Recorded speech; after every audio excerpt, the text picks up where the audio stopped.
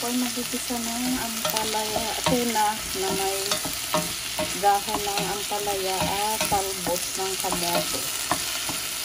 Dapat sardinas ang ilalagay ko. Kaso ayaw ni Habi ng sardinas. Tuna na lang daw. Kaya tuna ang ilalagay ko.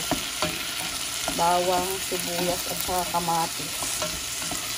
Yan, ginisa ko yung bawang, sibuyas at kamatis. Tapos ilalagay ko na yung tuna, guys. Tuna.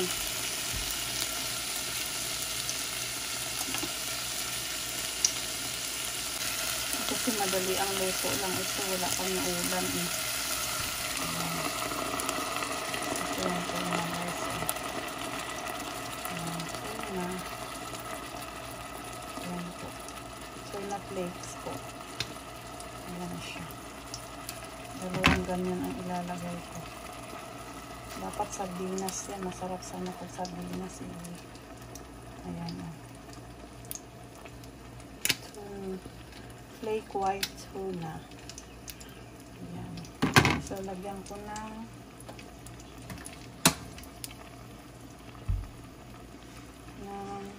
dahon ng ampalaya at saka talbos.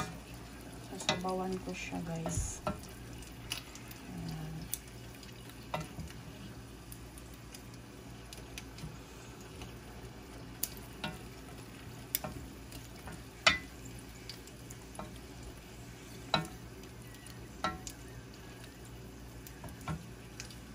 Yung madali ang luto lang kasi galing kami sa labas, wala siyang baon bukas.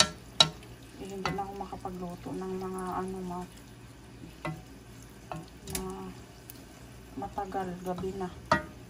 Ayan, yung aking pabaon sa kanya bukas. Ayan po, nilagyan ko na yung sabaw. Ayan, tuna.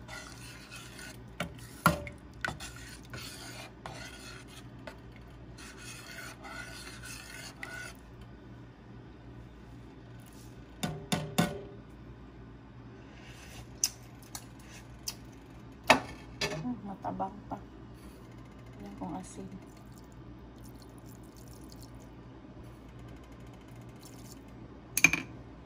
Ayan, guys. Tapos ilalagay ko na yan. Ganito lang mabilisan namin na ulam. Ayan. Gusto ko nga sardinas. Ayaw niya na sardinas.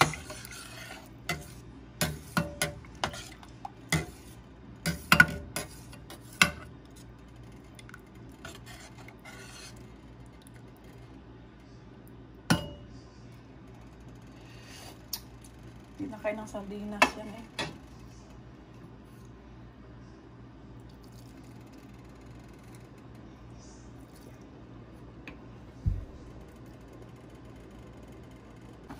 Ayan po.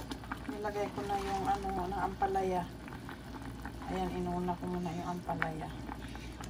Yung dahon na ampalaya yan siya, guys. Mapait-pait yung sabaw. Ayan. Ayan yung dahon ng ampalaya. Ayan po yung dahon ng ampalaya. Mapait-pait yung sabaw niya. Tapos, mayroon akong nakuhang talbos ng kamote sa tanim ko. Ayan, dadagdag ko yung talbos ng kamote. Yan na yung last na harvest ko kasi malamig na. Namatay na siya. Ayan, nilagay ko na rin para masarap.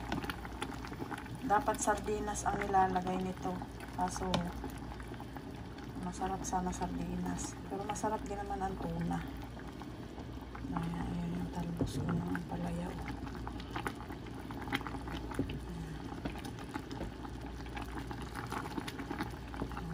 Mayroon na kami ng sabaw bukas, lunch ng asawa ko. Makain siya ng ganun, pero pagka nasa tuna lang ang sabaw. Ay, yung ano, sahog tuna ba?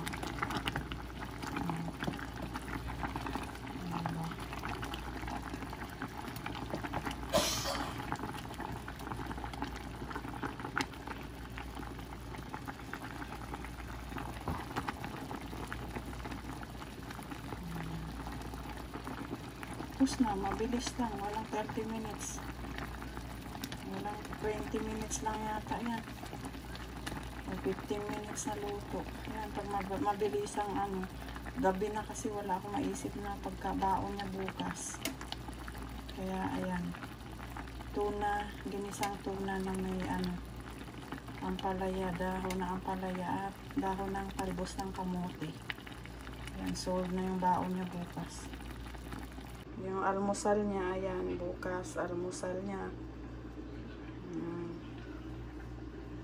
Hotdog, ham, tsaka egg. Laging may egg, araw-araw may egg. Ayan po yan, ang kanyang baon. Bukas. Ayan. Ayan, adi, libre na. Bukas pa ako magluto ng ano, ng totoong ulam.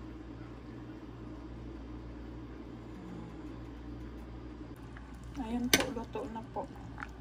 Ayan, mapait-pait yung sabaw niya.